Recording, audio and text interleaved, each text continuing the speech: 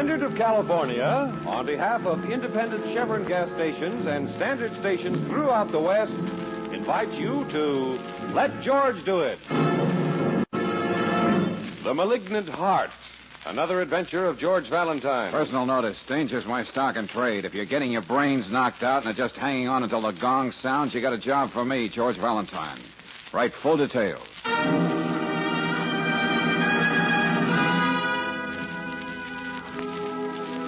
Dear Mr. Valentine, how do you explain this in a man? At 38, he's retired. A millionaire, yet he steals a trinket from a 5 and 10 cent store, makes sure he's caught, and then merely laughs. He stands aside and lets his own father work as a night watchman.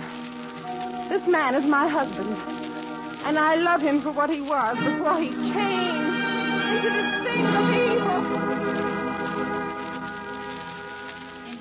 Of evil during the last year. I must find out what's happening to Walter. Won't you please come out to my home as soon as possible?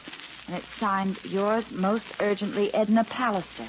Oh, you know, Brooksy, sometimes I think Lieutenant Riley is right. Well, you're exceptionally charitable today, George. Well, it does seem that all the characters from the lunatic fringe find their way to us.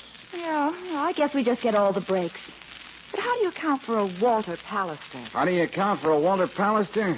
Well, given a minimum of human curiosity, Brooksy, that's the question we can't pass up.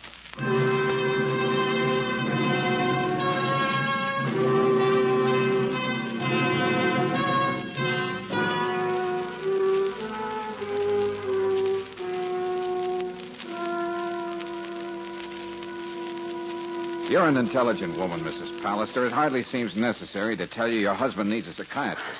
Do you think I haven't tried that? Well, what happened? At the end of the interview, Walter gave the doctor an inferiority complex. You see, my husband is a very brilliant man. Oh, I'm sure there's another word for him. But as you said in your letter, you love him. For what he used to be, Mr. Valentine. Good and kind. All right, now, okay. You implied there are other incidents, besides the theft in the 5 and 10, and being the kind of son that's hardly a comfort to anybody in his old age.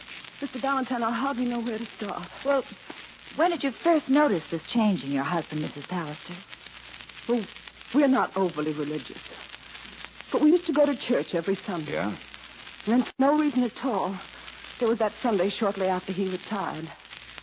He dropped me off at the church, and then he said loudly so everyone could hear, "I'm going to put in a few rounds of golf, and I'll see you later, darling, when you're through with your pagan rituals." Uh-huh. Oh, well, Mrs. Pallister, you might be attaching too much importance to that. He may not have been himself that morning, and a lot of people skip church once in a while. Yes, I know. I only mentioned it because that was the first time I noticed a change in Walter's character. Oh, I didn't know you had company, Mrs. Pallister. Well, you could have knocked Lucy. What do you want? I know this isn't my day off, but I'm taking the afternoon off to go into town and do some shopping. Some personal shopping. Why do you take the trouble to announce it? Apparently I have nothing to say about it. I just thought you'd like to know. If you've got any complaints about me, you can take them to Mr. Pallister. I'm sorry for the interruption, Mr. Valentine. Your, maid? Yes. Why don't I fire her? Sure, what's the matter? Is she under contract? Why don't you just bounce her out the front door? I can't. Walter again. How's that? He likes her here. Well, that's a real cozy arrangement. But being slightly feminine myself, you know what I do? Well, Oh, sorry, Mrs. Pallister. It's all right. All our friends talk about Walter and Lucy. He made sure they would. But you know, she doesn't really mean anything to him. That's just one more thing I don't understand about him. You know, I'm beginning not to understand him at all. Yes, I know. It's not going to be easy to find a reason for anything my husband's done in the last year. Look, you see this house? Now, this whole estate, for instance. Well, it's very beautiful. It's not very easy living in it. What does that mean? All this used to belong to my husband's partner. It meant everything to him. But Walter decided that he wanted it, and he got it. Even if it meant ruining a man so he'd have to sell it. Well, it seems your husband isn't going to be happy till he becomes Mr. Obnoxious of 1948. Mr. Valentine, there must be an explanation. And I owe it to Walter to find out what's happened. You've got to help me. You know, they don't make them like you very often, Mr. Pallister. I don't know exactly what I can do, but one thing is sure. I'll have to meet Mr. Pallister and talk to him. Where is he? Probably in the kennels. Down there near the caretaker's cottage. Sometimes it seems to me those vicious dogs are the only thing he cares about these days. I don't mean to be cynical, Mrs. Pallister, but I don't know how to approach your husband. What do I say? You've been a naughty boy, Walter, so come on and tell the nice man why. Just do what you can. Anyway, he's probably expecting you. You can be sure that Lucy was eavesdropping. Oh, well, in that case, Brooksy, I guess we can expect anything.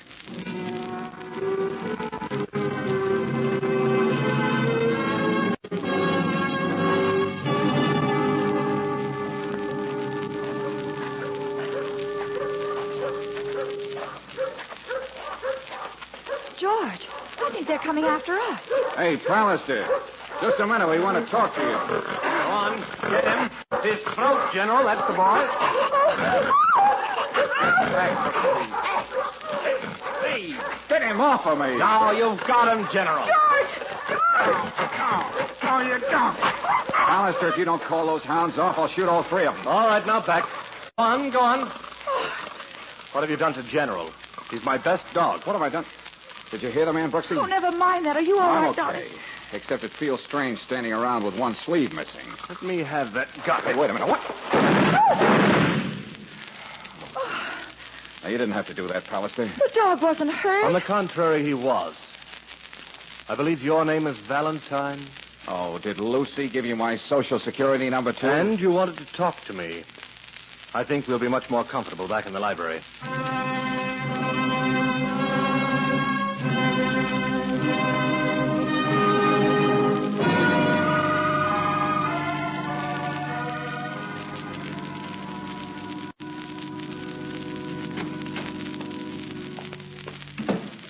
Sorry to keep you waiting, Valentine.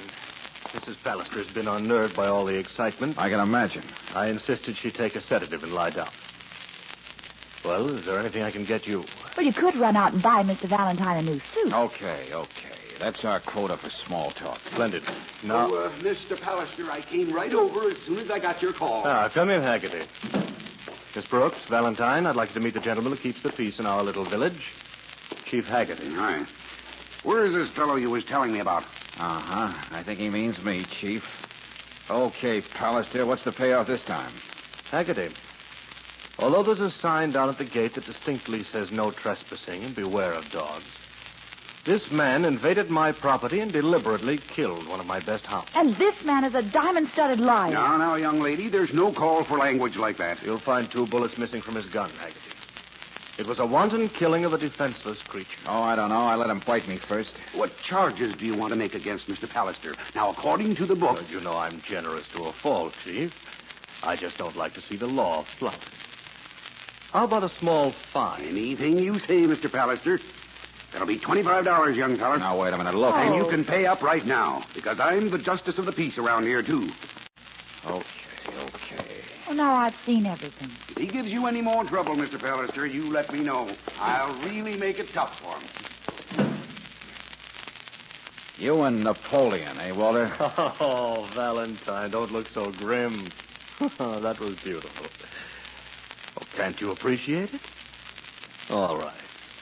Here's your $25. If you don't do something about him, George, I'm going to turn into a great big tomboy. Are you through enjoying yourself, Pallister? Don't you see, Valentine? As the law would say, I perjured myself against you, and I got the biggest laugh I've had in a long time. And why? Go on.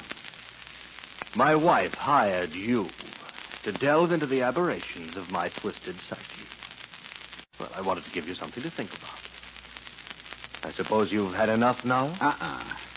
The only reason I let you have your fun is that I've decided to go to work for Mrs. Pallister, even though I don't know exactly what I'm supposed to do. Fine. You mean you don't mind? On the contrary, I'm intrigued with the possibility. In fact, I insist that you stay right on here as our guests. In fact, I wouldn't think of refusing such hospitality. Very well. Come along, Valentine. I'll let you have one of my suits. Oh, I believe Lucy is back now. She'll show you to your room, Miss Brooks. Oh, thanks. I think I'd feel a lot safer if I found it myself. And then we can get together here in the library again and go on with this fascinating inquiry as to why I'm such an unholy brute.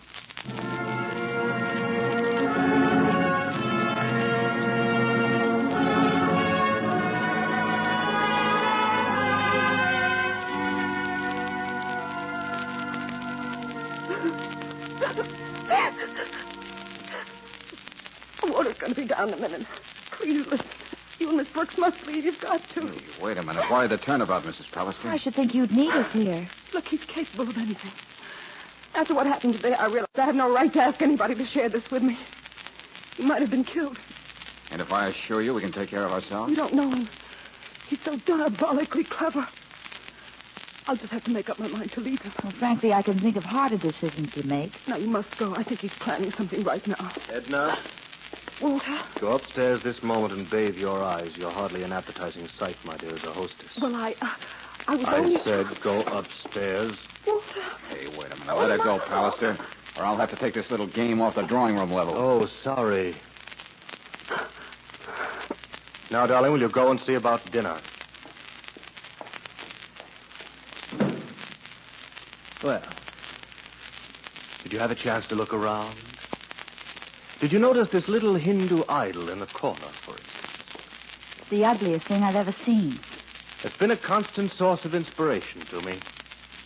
Those tentacles, you see, are the forces of evil, reaching out, claiming everything. Uh-huh. I beg pardon? Oh, nothing. Do you know, Valentine, it was a melancholy thought to find out that at 38, I'd been successful, vastly successful, at everything I put my mind to. Poor you. Oh, you're quite right. All the zest, the challenge, is gone.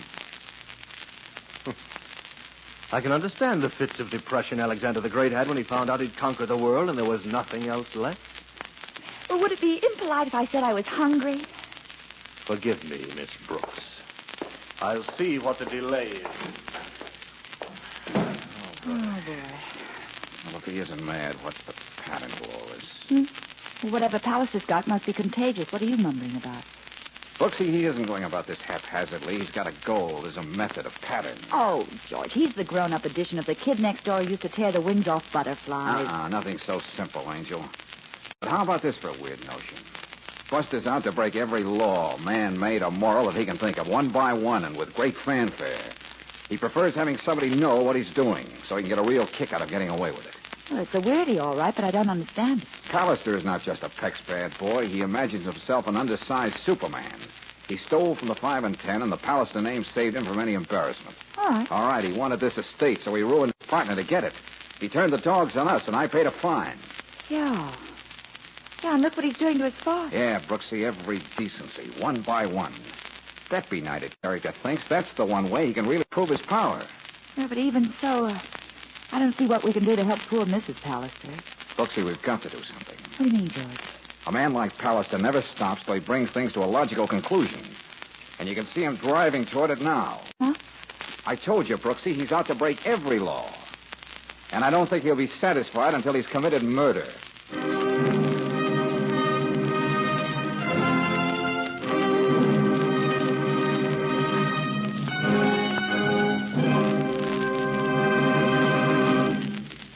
Walter Pallister, a success at everything he touches, has focused his dark, brooding mind on what he considers the supreme proof of his power. He's determined to deliberately break every law and get away with it.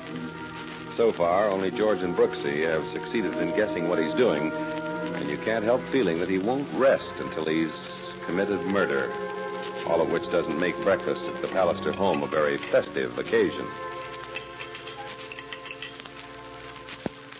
Let's see, Valentine. You and Miss Brooks have been with us more than 12 hours now. I'm afraid it's been very dull. Oh, I can remember more boring occasions. For instance, the time I got my hand caught in a meat grinder. Walter, won't you finish your coffee? Please, Edna. Since everyone is so glum, Miss Brooks, let's see if I can make you laugh. Well, the only place I'm ticklish is on the bottom of my feet. A droll thought just occurred to me. Imagine the noble Sir Galahad going out to slay the fire-breathing dragon and suddenly finding himself with a rubber spear. You ought to know what I mean, Valentine. Ha ha. Very funny. I think all of us have finished. Why don't we all... Wait, I have an idea how to liven up things. Why don't we all pack up and go up to my lodge in Wisconsin for a couple of days? Skiing, little shooting. Oh, Lucy, Come on in here. Walter, this really isn't the time. Your husband seems to have made up his mind, Mrs. Pallister, so there couldn't be a better time. Did you call me, Walt? Mr. Pallister? Get upstairs and start packing. We're going on a little vacation, and you're coming along too, Lucy. Oh, I just know we'll have loads of fun. Go on, Edna. Why don't you go along with Mrs. Pallister, Brooksy? Okay, George. Maybe she can tell me where I can dig up a pair of red flannels. Tell me, friend, what is it you can do on the snowy slopes of Wisconsin that you can't do in this house? Just a notion. I haven't been up to the lodge in 2 years. You know, the last time I was up there, I brought down a running rabbit at 100 yards with a .22. That's perfect shooting. Shut up, Pallister. Do I get on your nerves? Which one of us is it going to be? Have you decided? What are you talking about? Aren't you about ready to decide that you're big enough to get away with murder? Well, what do you know?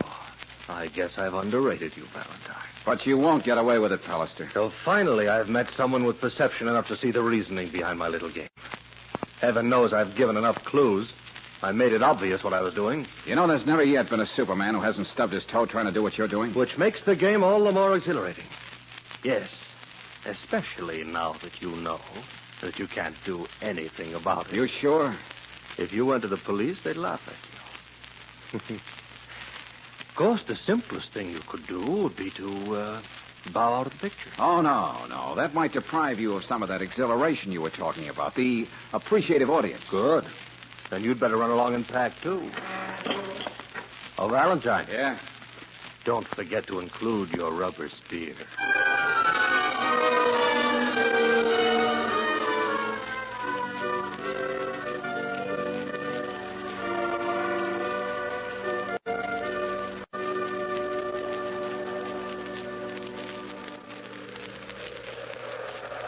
What do you think of Lucy, everybody? She's beginning to ski like a champion. Oh, and only in 3 days, mind you. Oh, I knew this was going to be loads of fun. I'm doing pretty well myself. Only 3 days and I can stand up on these things. That's funny, Brooksy. That's never the way I find it. Miss Brooks hasn't had the advantage of Walter's undivided attention. Come on, Lucy. Before we leave, you're going to be able to ski down the whole north run right from the top of the hill to the road. You really think I could, Walter? I better go in and see about lunch. It's obvious Lucy isn't going to have time to prepare it. Well, I'll be in a minute to help you, Mrs. Pallister. Oh, George, be a good guy and kiss me, will you? Oh, no fair if I have to be good. Thanks. Now, would you mind saying something funny? Now, what's the matter? Angel scared? You bet I'm scared. That man gives me the willies. He's like a shadow on us all the time. Yeah, he makes me feel like a Boy Scout, and I don't like it. But there's nothing I can do. He probably has it all planned. It could be any one of us. Yeah, depending on which one suits his vanity. Bet you had even a small guess what he's up to? Oh, Brooksy, I can't follow Pallister around like a bloodhound. All I can do is keep my eyes open and try to keep one step ahead of him. It's horrible to think he might be able to kill and get away with it. Just the way he has with everything else. I'm not worried now about his getting away with it. But how to keep him from committing murder.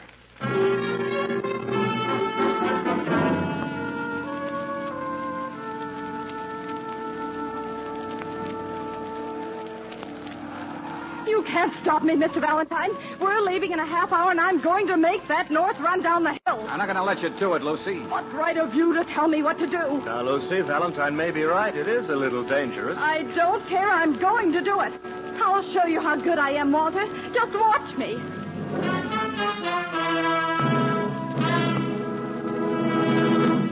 Do we have to stand here in the road all day?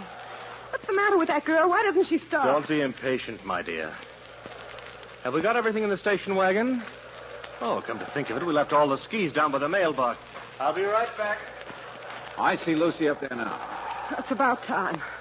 Here she comes. Oh, look at her. She's really showing off, isn't she? Oh, golly. Oh, George, you've got to admit she's pretty good. Look at her pick-up speed. Yeah. Well, anyway, she got by the first turn. Well, now all she has to do is make that last turn around the tree, and it'll be easy going down to the road. Yeah, that's all she's got to do. Oh, nothing's happened. She's losing her balance towards the tree. No. Come on, let's get up there. Oh. Not that it'll do any good. Oh, it's horrible. She smashed right into the tree. Oh, George. Fool. Why didn't she listen to us, Valentine? You knew she wouldn't listen, Pallister. You had her all hopped up about making that run. You know that one slip taking that turn, and Lucy'd be a jigsaw puzzle for the undertaker. It was an accident. As much of an accident as this. Oh! Mr. Valentine, don't. I hope that made you feel better, Sir Galahad. But it doesn't change the fact that it was an accident.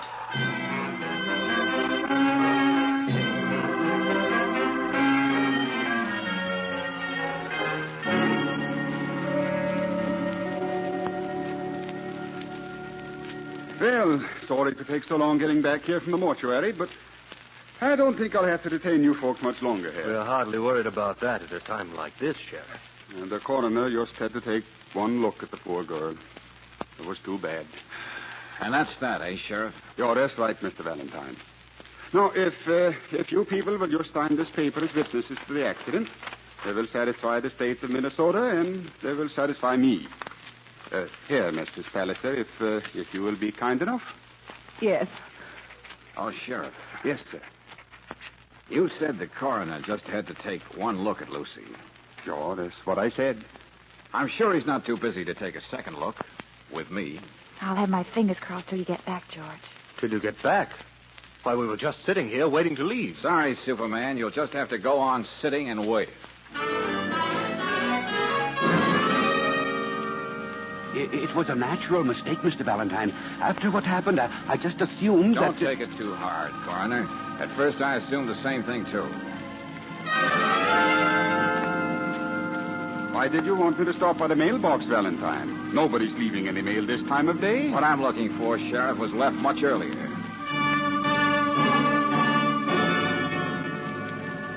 Yeah, but it's got to be around here in the snow somewhere, Sheriff. No, this is a mighty lot of snow.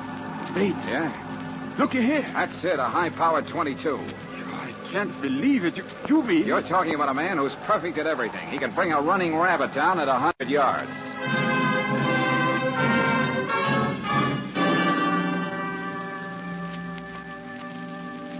All right. Since you all seem so incredulous, I'll skip right down to the words of one syllable department. Doesn't matter. Walter, I won't believe it. You couldn't have done it. Thank you, Edna. There you are, Valentine. I'm vindicated. I should have known you wouldn't leave anything to chance, Pallister. When Lucy was about to make that ski run, you went down the road to pick up the skis you planted there previously. Wouldn't that be rather hard to prove? Around the curve of the road, we couldn't see you, but you were there all right, this rifle in hand. You had a bead on Lucy every second. When she came to that curve by the tree, you let her have it. But, George, we didn't hear a shot. A silencer took care of that. And a telescopic sight brought Lucy as close as a floating duck in a shooting gallery. Walter, why? Walter, why? You wouldn't understand, my dear, even if I told you. The whole magnificent concept would be too big for your mind. I don't know what he's talking about. Well, it doesn't matter, Sheriff. Only the facts matter now. Pallister, you killed Lucy Irwin with a malignant and abandoned heart, as it states so beautifully in a murder indictment. Yes? And another fact. You're going to pay for it with your life. Oh, no. What's he laughing Walter! Oh, that's where you're wrong, Valentine. I'm not going to be destroyed, as threatened when you flout all your precious conventions. I'm going to go right on living, even though it may be in jail for a while. Oh, how do you figure that? Why, didn't you know? There's no capital punishment in the state of Wisconsin.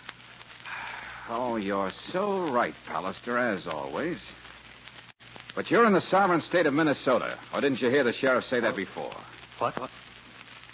What did you say? Explain it to him, Sheriff, as you explained it to me. Well, folks have been disputing this little corner of the state for years now. We had a special referendum last election. We decided we want to be in Minnesota. You're lying. Oh, you're making all this up. You can't And do this. in Minnesota, Pallister, they have capital punishment.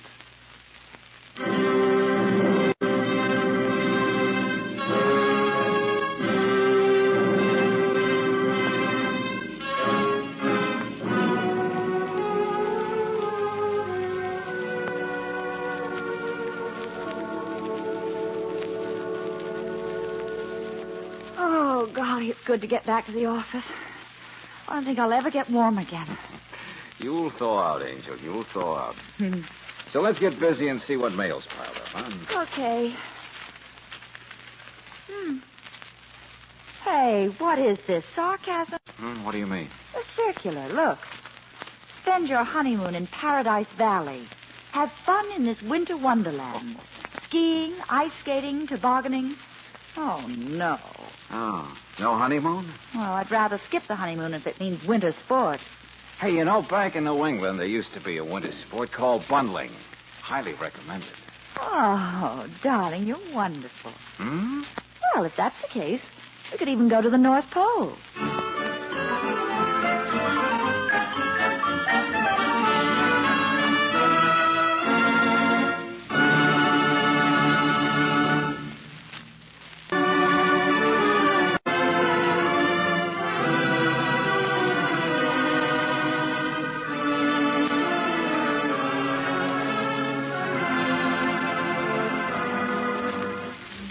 Tonight's adventure of George Valentine has been brought to you by Standard of California on behalf of independent Chevron gas stations and Standard stations throughout the West. Let George Do It stars Robert Bailey as George with Frances Robinson as Claire.